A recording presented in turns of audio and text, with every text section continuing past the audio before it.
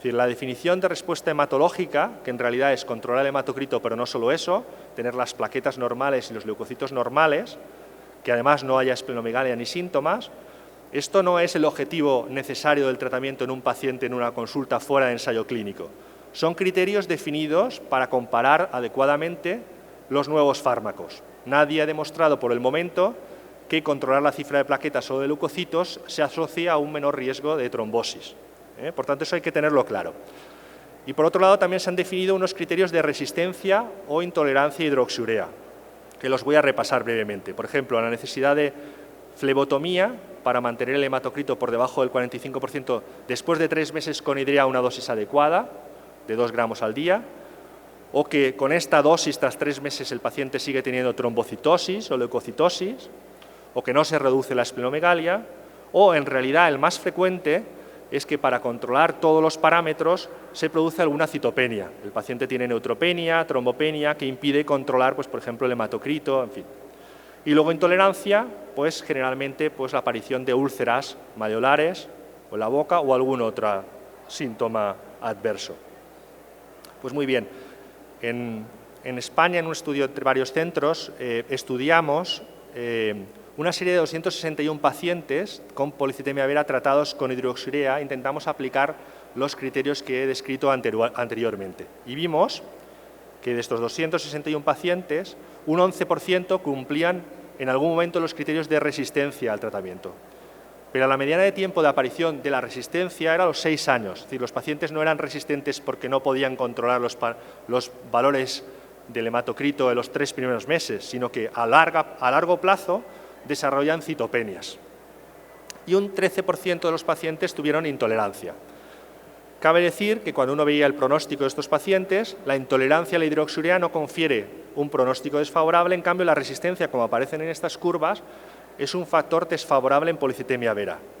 Es decir, la supervivencia global está claramente acortada y además mucho desde el momento en que se identifica que existe resistencia. La supervivencia mediana era de solo 1 año y medio, y esto es debido a que muchos de estos pacientes evolucionan a mielofibrosis o leucemia aguda.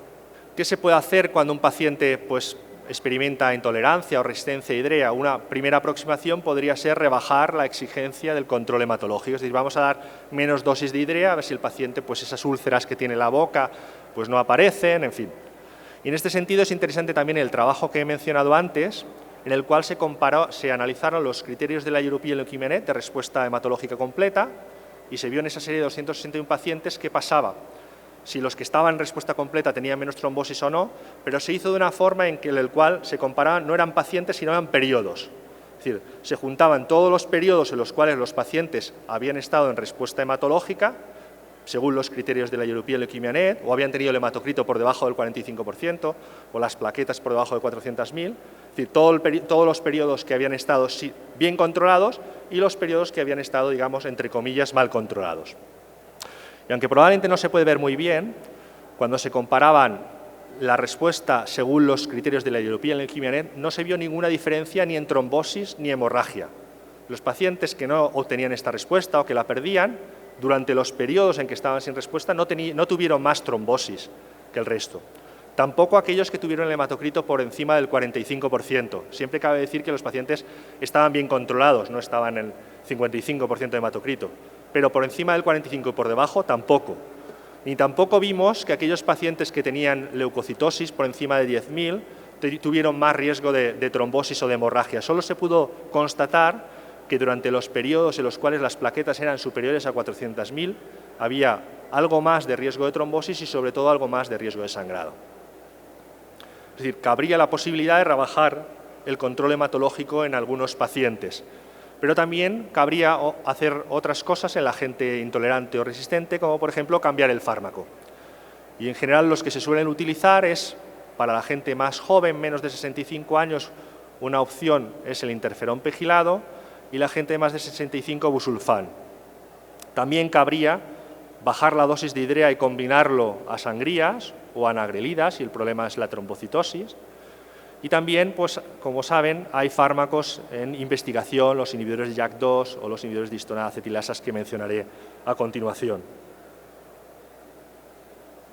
El interferón es un fármaco que ha estado ahí a lo largo de años. Hay muchísimas series, pero generalmente de un número reducido de pacientes que han visto pues, que el interferón controla bien los parámetros hematológicos de esta enfermedad. Actualmente hay series en las cuales se utiliza el interferón pegilado, que es más cómodo y en principio podría ser mejor tolerado, se administra una vez a la semana. Hay una forma en fase de estudio que se puede administrar cada 2 semanas. Pero con todo, sabemos que hay alrededor de un 30% de pacientes que paran el fármaco por intolerancia.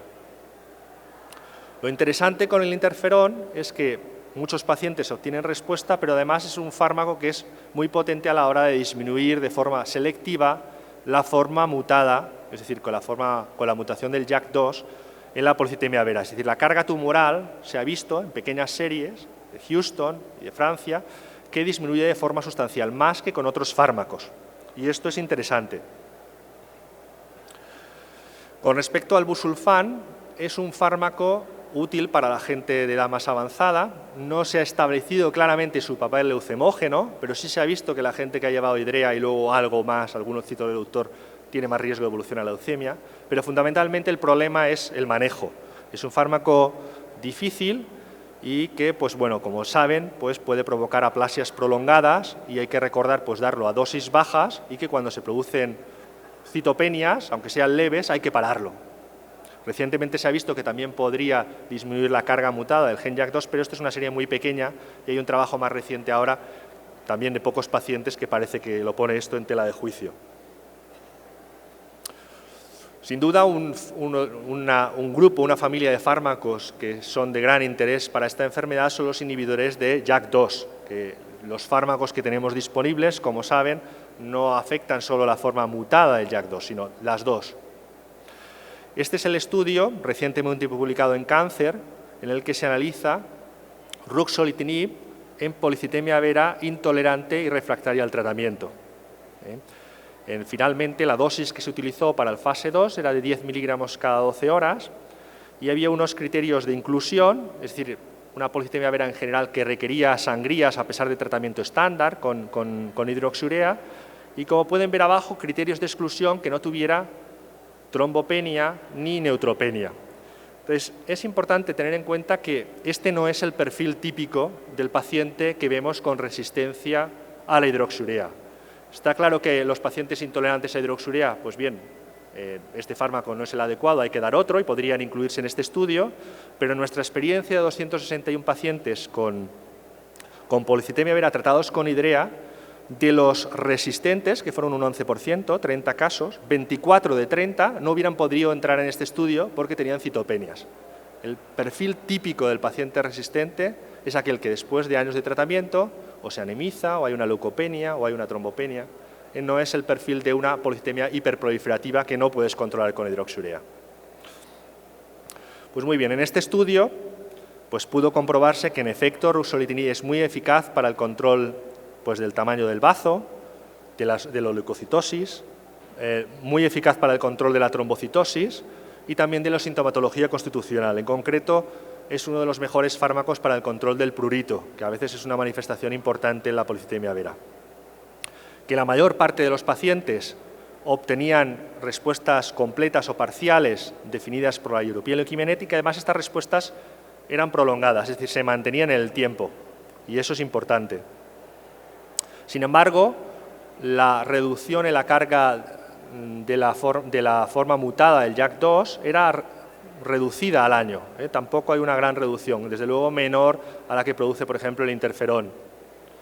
Desde el punto de vista de la toxicidad hematológica, se tolera mejor que, por ejemplo, el ruxolitinib y la mielofibrosis, menos citopenias de grado 3-4.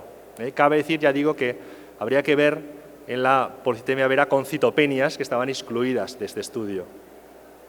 Y la toxicidad extrahematológica no fue distinta de la que se observa con mielofibrosis, en la mielofibrosis, es decir, es un fármaco bien tolerado. Ningún paciente suspendió ruxo por toxicidad asociada al fármaco tras 3 años de seguimiento, pero aquí lo que nos importa es su efecto para prevenir trombosis, y solo hubo un evento trombótico, es una serie corta, pero solo hubo un TEP, y 3 casos progresaron a mielofibrosis. También se están estudiando en pacientes con policitemia vera refractarias a hidroxiurea, pues el uso de inhibidores de histona acetilasas. Y las series que están publicadas son pequeñas, como pueden ver, 44 pacientes. Se utilizó borinostat o givinostat, asociado o no a hidroxiurea. Y bueno, la impresión es que es un buen fármaco antiproliferativo, probablemente para usar en combinación, pero que se asocia a una importante toxicidad, porque claro, en uno de los estudios el 50% de los pacientes habían parado el fármaco a los 6 meses.